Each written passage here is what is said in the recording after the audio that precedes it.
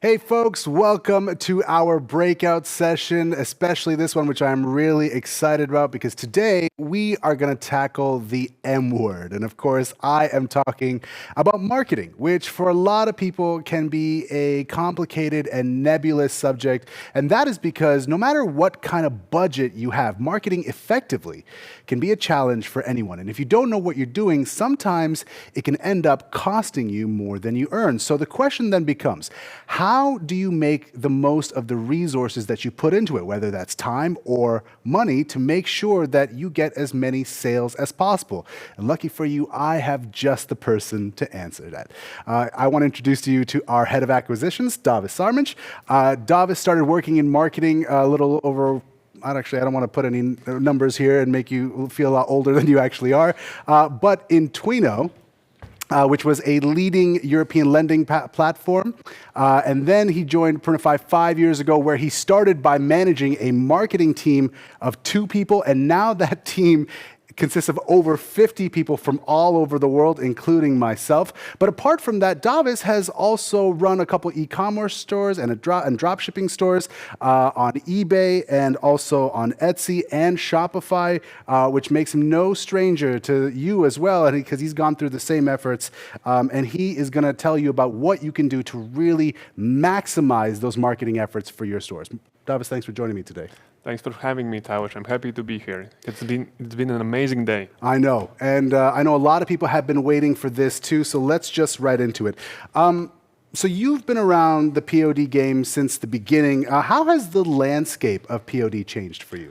Well, actually quite a bit. It's constantly evolving. So let's look at the stats in the beginning, shall we? So print-on-demand industry is growing by approximately 26% annually. In 2017, when I started, it was roughly around 2.4 billion, and it's expected to reach already 8 billion this year. By 2030, it's going to be probably 25 billion industry, according to industry researchers and experts. So a rapid growth equals a whole lot more competition. When POD was a novelty, it was probably enough just to have an Etsy store, publish a couple of products with catchy designs that were trending, and it was most likely a success if there was enough searches, enough demand. But nowadays, it will be harder to succeed without things like niche research that you heard a lot about today, different people speaking some good facts, generating new ideas constantly, working on SEO, iterating on your products, looking for those trending designs. But the industry is not stopping, so nor should you. A lot of people get really concerned when they hear the word competitive, and there's a tendency to think that print-on-demand might be oversaturated. So what are your thoughts for merchants who are concerned that they might not be able to compete? Yeah, it might seem like that, but since we see new sellers come in every month and reach thousands of sales, we know for a fact that it's still a very rewarding business model, but it will depend upon the effort you put in, right? So if you're just starting out, it will be more challenging to figure out on your own. There's going to be many things that you're going to have to learn from scratch if this is your first time. Like what products to sell, to which audience, and things like this. But don't be afraid. Printify comes in and provides you lots of resources, tools, and assistance that you might be needing to succeed, and will be there right by your side. So let's start off with just getting on the right foot with marketing. What are some of the most important aspects to think about when anyone is approaching marketing their store? Yeah, so that's a very good question. So absolutely the number one thing is we have to talk about getting your store ready. So in this somewhat competitive scene, before you get into any marketing plans and potentially spend your budget on the wrong thing and become disappointed, you need to prepare. What do I mean by preparing? Well, to avoid tossing time, energy, and money down the drain, you need to nail the basics of your store first. It's a super important step that we see actually many sellers skip. So first up, you have to know who your customers are. Once you understand the folks in your niche, you can pick the right products and designs that will really speak to them. Print-on-demand is a lot about emotions, right? So how can you make the person that you're targeting stop and say, this is amazing? Make them relate to it, use nostalgia, trigger any other emotion. Remember, when you're creating those products, it's for somebody in mind. It's not just because you want to make cool designs and it's fun. Like Obviously, you can do that as well, but here you have a specific person, a persona, a target audience in mind. So next up, you need to think also about your brand. So what's your story? Why should people care? Start with a topic that you know a lot about, or dive deep into a community that you want to approach. Think about their values, the language they use, the places they hang out. And then when creating your own brand, try to recreate that feel, that tone of voice that you heard and that resonates with a particular community. Encapsulate these things that you learned into your brand voice. One of the things that I first learned when I started working here in terms of marketing was how important building that character persona is, like taking the time to really even just writing it down, listing it, building that profile and saying, okay, this is my audience, this is the type of person that I'm trying to market to. And, even just by specifying that will kind of really narrow down your marketing efforts, because I imagine if you don't know that, it's kind of just like shooting blanks in space, right? And hoping something's gonna stick. Exactly, it's super important, and just as you said, write it down. Like, who's your customer? What's their age? Where are they likely from? What are their interests? What do they do in their free time? Like, what things speak to them? Are they more inclined to being price sensitive, or they care more about quality? That will really help you to shape your products and your approach overall to your audience. Right. So knowing your customers, having a brand story that appeals to them, this of course is important, but what are some more technical factors that you think people might overlook? For sure. So it's a bit simple, but don't forget about your domain name. It needs to be easy to remember, good for search engines, and represent your brand in a way that builds trust. And then two more things. Set up ways how to track how your customers are doing and actually talk to your customers. So the first one, getting your analytics set up, will be crucial to know where your best customers are coming from. Which of the things that you did brought the most value? Which are your best performing channels that you should double down on? For most stores, the simplest thing I can suggest is to set up Google Analytics. Out of the box solution will do just fine. But if you're on a platform or a marketplace, use the built-in tools and customize them to your liking. Definitely. In my intro, I know one of the things that I brought up was that you've been in marketing for a really long time. Obviously, trial and error, you've studied it, you've seen it grow, you've developed the tactics that work for you.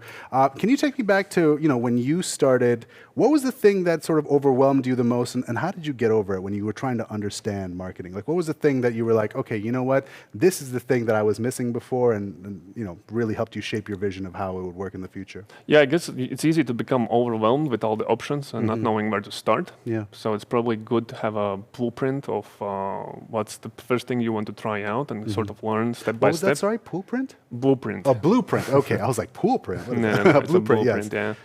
So that probably is a good way how to start, and then you learn by getting that initial data coming in and see where you want to take your store further, right? If you want to double down, if you want to try something else, is this working at all? Is this for me? Am I spending too much? And things like that always are maybe frustrating at first, but when you nail those things down, it's super easy to see what other things you should try and maybe get inspiration from some other success stories as well. Who would have thought? Two tech guys saying that data is king. What a surprise there. But it's true. Like, work with that blueprint. Have a plan, because, if the plan isn't working, it doesn't feel like you're out there and you're kind of like, in a ship without an anchor. You know what I mean? Like, exactly where you're going and how to change it afterwards. But here's the thing. You've been an online seller yourself in the past. What techniques did you find were most useful for you when you needed to boost those conversions and sales? Yeah, certainly. I can definitely share some tips from my experience as an online seller, and also what we see others do in Printify as well. So here are my top techniques that really helped me ramp up my conversions and sales.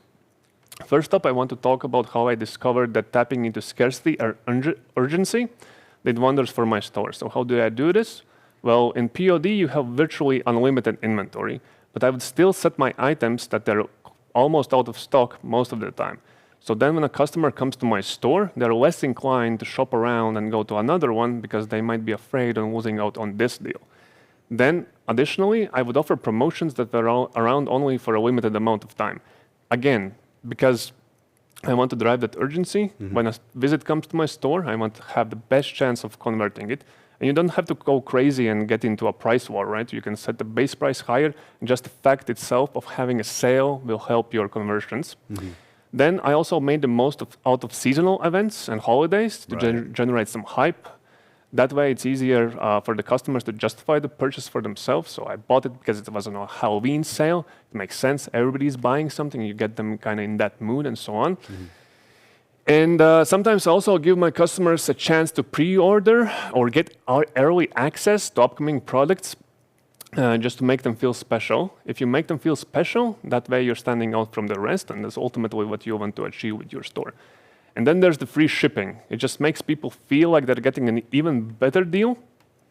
Plus, it helps you to avoid that dreaded cart abandonment.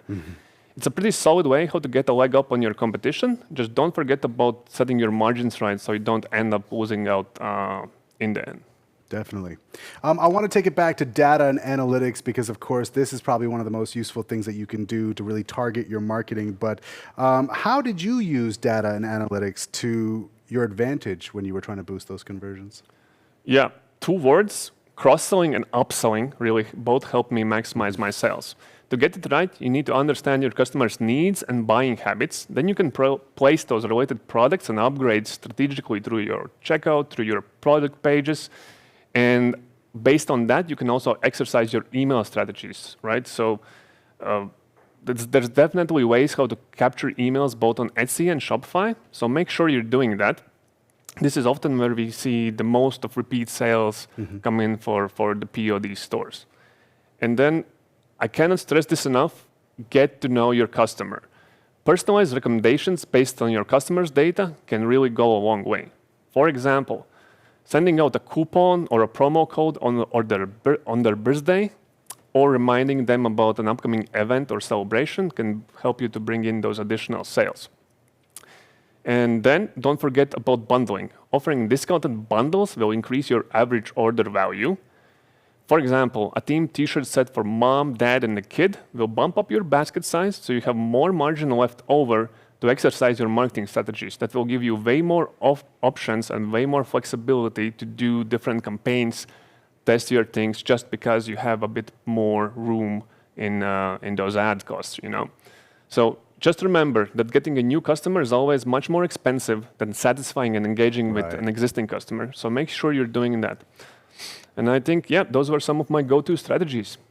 But look, your title here at Printify is the head of acquisition. So aside from boosting those sales and boosting those conversions, tell me a little bit about some acquisition strategies that you would recommend to really get that initial traffic to your store. Definitely. We can talk a lot about acquisition, and there's many ways how you can go about it. If you go on YouTube, there's lots of good ones that you can find there. Every successful merchant probably has their own spin on this. Yeah. But I'll share with you a budget-friendly Facebook ad strategy that I have succeeded with previously. And just for the sake of ease of following along, I'll give it to you based on an example of a classic car enthusiast store. Let's call it Retro Roadsters. So the step 1 is all about visuals. You want to go bold and bright to stop the user when they're scrolling through their feed. But remember to keep it relevant to your audience. For example, here you could visit a classic car show, take pictures of those cars that you see there, and later recreate these cars as animated designs for your t-shirts. Then you can use this before and after material in your ads. Another tip to try is user-generated content. It's definitely worth a test. Here you're probably asking, how can I as a beginner, get user-generated content, right? Well, I always suggest to start simple. You have family and friends, right? When starting out, oftentimes they're the best source of feedback, content, and just help in general. Yeah. So make sure you're doing that. And there's also a lot more you could try. For example, customer reviews, use them as ads, use captivating photos. Or if it makes sense for your audience, you can even sprinkle in some fun with memes and jokes and try how that works. Next up, you need to get specific with who you are targeting. After doing your own research, and yes, please do your research, you found out that most folks that are into classic cars live in California. You also found out that Cali is home to most classic car vintage clubs. At the classic car festival, you noticed it was mostly attended by couples aged 40-55. you can see where I'm going with this. Logically, what you would do here is set up an audience with exactly these parameters: age, 40-55, interests, classic car festivals, and location, California. And that way you'll target an audience that's mostly likely to buy t-shirts that feature cars from the festival you attended. This is just one audience, but on Facebook you usually should be testing more than one audience at a time, right? It will likely be an impulse purchase on the feed, so make sure you're doing something that will make the person go, hey, I love this, or I know someone who does. This would be a perfect gift to them. I think for a lot of people when it comes to marketing, I know this is for me too, it always, boils down ultimately to a numbers game. How much should I be spending? What kind of spending is enough to make sure that, my ad campaign is going to be successful? So where do you recommend people start when they're trying to figure out how much money they need to spend? Yeah, that's actually a question we get in Printify also quite often. And it's a myth that you need to dedicate huge budgets if you want to do marketing. It's always better to start small and invest more once you reach better results, right? So here I'm going to approach running the ad campaigns in 2 steps. The first one will be running an engagement campaign, and the second one will be running a sales conversion campaign. So your budget is $100. Get started with an engagement campaign. This kind of campaign encourages users to click on the ad or interact with the ad in some other shape or way. This helps to figure out which of those audiences that we predefined earlier is resonating best with your ad. It's an earlier indicator than a sale would be. To get the first sale, potentially you would need to spend too much budget, more than you're comfortable with if you're just starting out. So try to use at least 3 to 5 ad sets and 2 creatives per ad set when testing. Why? Because if you use more than that, you might not have enough data for those $100. To reach a reasonable conclusion, or if you use less than that, you actually might be missing out on even a better audience. At this step, you're still validating your product market fit. Which product, audience, and creative combo is the best, right? You need to know these things so you're more confident to scaling your campaigns further. But at this step, allocate $5 per day to the campaign and let it run uninterrupted for about a week to 10 days. Then, once the period ends, check out which audience that you set up there engaged the most. You're looking for at least 20% engagement from the audience, which means from the 10 people that saw your ad, at least two of them clicked on it or interacted with it again, right? So once that's done, what's the next step, Tavish? It's setting up the sales conversion campaign, right? So target the audience that showed the highest engagement in the previous campaign. You should have around $50 to $65 left at this point.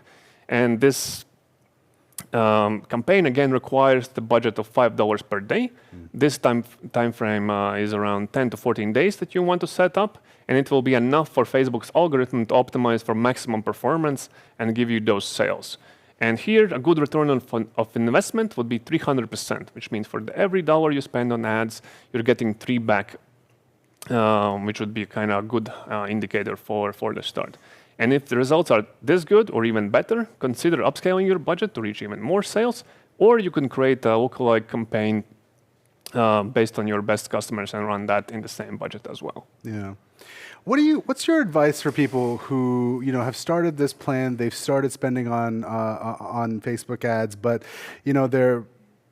they're looking at the data, but they're not getting that 300% return. How do you where should they even begin at that point? Yeah, that's something we touched upon earlier. And my advice is don't be shy to experiment. Play around with different ad copies, descriptions, CTAs, headlines, and so on. So try different visuals and new audiences. You could do video, you can do GIFs, static images, whatever, right? And just change one thing at a time. That way, when you're testing, you know what works and what doesn't. And one more thing I want to mention, don't forget to create a second campaign for customer retargeting. Here you could retarget, for example, those users that left an item in their cart but didn't check out. So for these users, offering a 10% off their first purchase would be a good incentive to complete the sale. And I often see at Printify that merchants who use retargeting campaigns they're usually the top in terms of return of investment. So definitely to keep in mind. So there you have it. Hope you guys this helps you with Facebook ads. Budgeting. obviously is one part of the equation here, but are there any other elements when it comes to actually creating those ads that, some people might overlook? I would say just make sure that you're testing different things, right? So if you have those two creatives per the ad set, make sure they're different. So you're learning. Every time you're running the campaign, you're learning. And hopefully you set your niche right at the beginning, so you have high confidence in the product, that the demand exists, so you're just not preaching to the choir. But remember, Facebook is all about eyeballs, right? It has millions of users, but you want eyeballs that are most likely to buy the product that you're offering. So your job is to really siphon through all the people using these targeting methods to make sure the audience that you're acquiring is the best for your product and you're potentially reaching the best results. We talked about user-generated content earlier, about how this is a very effective form of marketing. But for the last couple of years, everyone has been talking about influencer marketing. This is the buzzword. So in your opinion, is this something you and other POD merchants can actually use and be successful with? Oh, you bet. I have definitely seen people hit it big with influencers recently. Actually, let me share a cool story with you guys. Right, once I remember one of our merchants sent out T-shirts to a bunch of influencers in their niche, costing them around $80 or so in the production costs. And one of the influencers liked the T-shirt's design because it was trending at the time so much that they put up a short video of them wearing it on their page and tag the merchant store. And boom, just like that, in less than 24 hours, the merchant store got sales around $2,000. How cool is that, right? So it just shows that you can still hit big with influencers. Obviously, your success is going to depend on your product, the niche that you picked, even Instagram's algorithm, and so on. But I would not overlook this opportunity. Whether you're on Instagram, whether you're on TikTok, definitely try it out. So how can people, would you say right now, think about applying this strategy to their stores? Yeah, there's a couple of ways that I can suggest. So the first one is to consider local influencer marketing. If you're making stuff about celebrating a specific city or state, then it makes sense to team up with influencers that are local legends there, that are deeply involved in the community. That way you'll reach an audience that's most relevant to you. The product that you're going to be selling will make sense for the viewers to actually buy. Next up, I would say there's a niche approach. Remember that story about the retro roadsters? Well, you can find influencers that are all about that life, like car reviewers, car detailers, car shops, and so on, and work with them. And lastly, there's the go big approach. Here you look for influencers that maybe don't have a specific niche or location, but they have a vast following that trusts them and has a great reach and engagement. And this probably is best if you have a more general appeal product that would appeal to a generally broader audience. And lastly, keep in mind that you can mix and match these approaches. You don't need to use just one. Imagine finding an influencer in California that's also a classic car reviewer. That's like hitting two birds with one stone, maximizes your chances of virality. So these are some of the strategies I urge you to consider when diving into influencer marketing. Yeah. I mean, there's that constant, like, I know that when it comes to like any kind of marketing online or working with any kind of ads, there's always that battle between like, your reach and then your engagement, right? Especially when it comes to influencers. In your opinion, like I know you said there's a strategy to each here, but which do you think is more valuable, the engagement or the reach? I actually, at this case, I would say engagement, because if the reach is massive, it probably will cost you a lot of money as well. Right, yeah. And the audience will not be as engaged as it would be with a more niche influencer. So micro influencers is something you definitely should start with. You shouldn't, if you haven't validated this approach, you shouldn't just go all in and buy somebody super expensive, make all this awareness. Absolutely. If you don't know that engagement is right for you, how it's going to all work out. So I would say starting with a niche is a much more safer approach and more preferable. Definitely. At the beginning of our conversation, you talked about the importance of branding and telling your story. Now, this is another aspect that people talk a lot about, but how important is that, do you think? Yeah, very important. And let's talk about branding, right? So, it's one of those things that you need to get right from the get-go. Having a solid brand can help you reel in those new customers without really breaking the bank. And also having a solid brand means that it increases the chances of people spreading the word around your store if they like it. And when it comes to brand, we're actually talking about what people say about you. And there's lots of ways how to show off your brand, but it will really depend whether you're on a standalone store like Shopify or you're on a marketplace like Etsy. With Shopify, it's like you're getting the keys to your own store. You can paint the walls any color you like. You can arrange the shelves however you want. You can even decide how you're going to collect those customer reviews. Plus, it's super easy to show off any great feedback or user-generated content that you have. I want to derail this conversation for a little bit because we had an amazing debate earlier between Joe Robert and Jay D'Souza, of course, about whether or not a marketplace or a standalone store would be great for a first-time POD merchant. You did both. You were on eBay, you were on Etsy, you were on Shopify.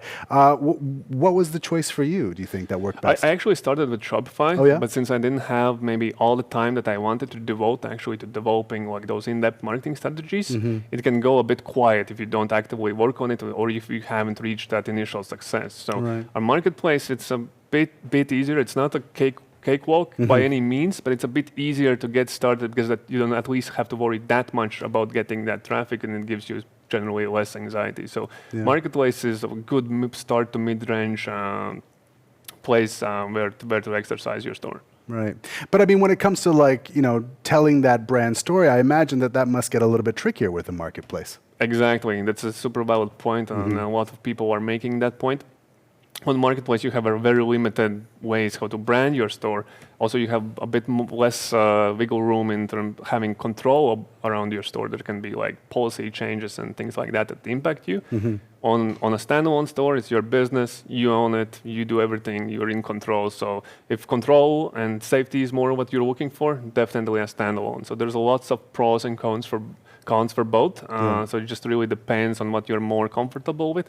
Look maybe at your strong suits, your background, what you have done, what you have learned in school, what your job has been like. Then you can tailor and pick the right one for you. And you can also go wrong, right? Then it's going to happen if you start with a standalone store and later go on a marketplace. You can have both. You can have multiple marketplaces, right? So once we get to the scaling part, then you really have to weigh out your options. Absolutely.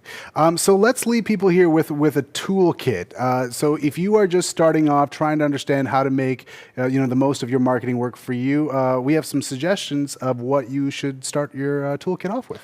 Absolutely. When I go from conferences, it's usually the toolkit photos and book slides that I have in my phone the most, right? So I'll give you one as well. And what's stopping you from marketing your store, right? So it's like time, knowledge, use tools. Your competition is using these tools, so you should as well. You could do content creation with ChatGPT, either for social media or for your product descriptions. You could research different permutations of keywords with different AI tools like ChatGPT, right? You could get design inspiration with Midjourney and see what types of designs it can come up with. Then you can later on polish it on the designs yourself and then really make them like you like it. Remember that abundant email marketing flow that we talked about? You can set it up nicely with Klaviyo. You can research Etsy trending products with Etsy Hunt or eRank, whatever you prefer. And if you really want to see what top advertisers are doing on Facebook, then I suggest you use Facebook ads tool to kind of get inspiration, see what bigger brands like Nike and others are doing in their ads. And if they kind of are similar to your business, then you can grab some inspiration right there on that site. Try to recreate it, see if it works for you as well. Definitely.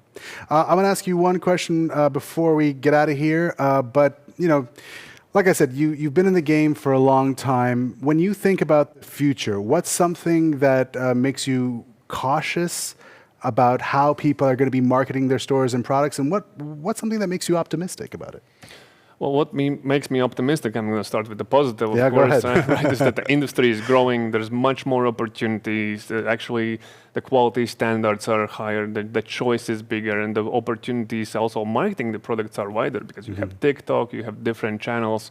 Now to use social media is more powerful than ever. And with all these tools, it's also easier to start and will give you a lot of help. But the flip side of that coin is that since it's easier to start, there are all these tools supporting also the entry barrier is lower, so you're Right. going to face more competition.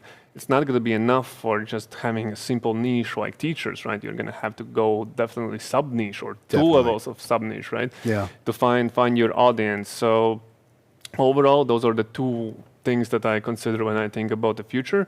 But one thing I know for sure, it's definitely going to be exciting. I'm happy to have you guys all along for the ride, and I hope this really helps you to get started with marketing. This is something you should try out, but definitely you can find a lot more information on Printify's website about how to go about the next steps when you want to approach scale Right. and diversifying your products, marketplaces, and so on. That's why he's the man, folks. That's why he's the head of all this stuff. We're really glad to have you today with us, Davis. Thank you so much. Thank you, Tawish. It was great. Davis Sarmic, everybody. Listen, don't go anywhere. We have one more breakout coming up after this. And of course, stick around for the end because that is when we announce the winners of our grand prize.